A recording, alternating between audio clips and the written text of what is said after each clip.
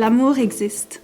Dans les films et à la télévision, l'amour est présenté comme un tourbillon d'émotions, de spontanéité, de gestes grandioses et souvent de sexualité. Mais en réalité, c'est l'affection, l'attachement et le respect mutuel qui devraient être au cœur d'une relation amoureuse entre deux personnes. Sans oublier la réciprocité, l'entraide, la confiance, le partage des responsabilités, la communication, l'honnêteté, l'authenticité et la transparence. Cette liste peut vous paraître longue, mais elle représente tout ce que vous devriez prioriser dans votre vie amoureuse. La violence conjugale existe aussi. Dans les films et au petit écran, on la voit sous forme de sang et d'ecchymose. Mais en réalité, la violence contre les femmes n'est pas toujours aussi apparente. Votre voisine, votre amie, votre cousine, votre médecin, votre enseignante, la femme ou l'enfant assise près de vous dans l'autobus pourraient tous être des victimes de violences conjugales à votre insu. Quand on entend parler de violences conjugales, on se dit tous « ça ne m'arrivera jamais ». Ça ne m'arrivera jamais. Ça ne m'arrivera jamais. Malheureusement, cela pourrait vous arriver. Plusieurs s'imaginent que les pires cas de violence conjugale apparaissent sans préavis, alors qu'en réalité, ce type de violence se développe petit à petit. Au début, les signes d'une relation abusive peuvent être subtils.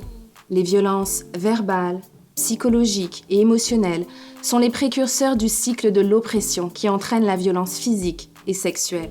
Est-ce que votre partenaire devient excessivement jaloux lorsque vous discutez avec d'autres personnes? Est-ce qu'il tente de vous contrôler en disant des choses comme « si tu m'aimais vraiment, tu ferais ce que je veux ». Est-ce qu'il essaie de vous humilier ou de nuire à votre réputation en écrivant sur vos pages de médias sociaux? Est-ce qu'il exige que vous soyez toujours à sa disposition et vous bombarde de messages textes? Est-ce qu'il se fâche si vous refusez ses avances sexuelles? Est-ce qu'il considère votre corps comme étant sa propriété et vous oblige à laisser d'autres personnes en abuser? Ce sont tous des signes d'une relation abusive. Lorsqu'on aime une personne, on veut qu'elle s'épanouisse dans sa vie et ses relations. On ne cherche pas à la contrôler et la manipuler. Quand on entend parler de violence conjugale dans notre communauté, on dit des choses comme « Moi, je m'en irais. » Pourquoi elle ne le quitte pas?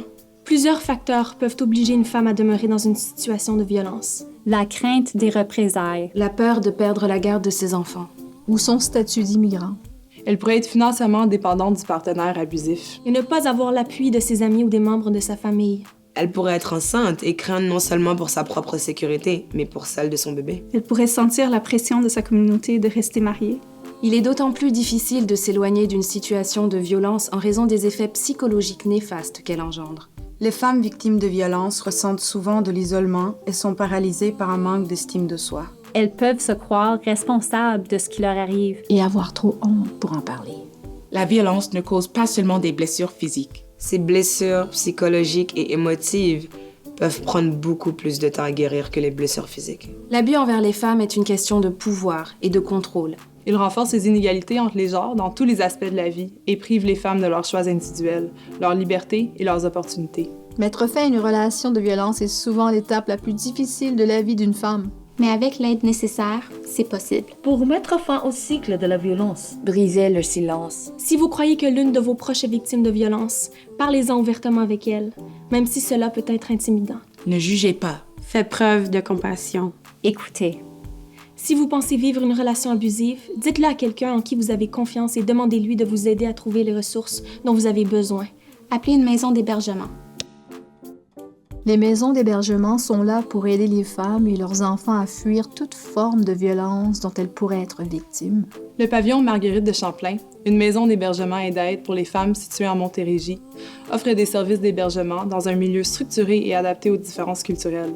D'écoute téléphonique 24 heures, d'intervention en situation de crise et d'intervention auprès des enfants, ainsi que des groupes de soutien et des activités sociales.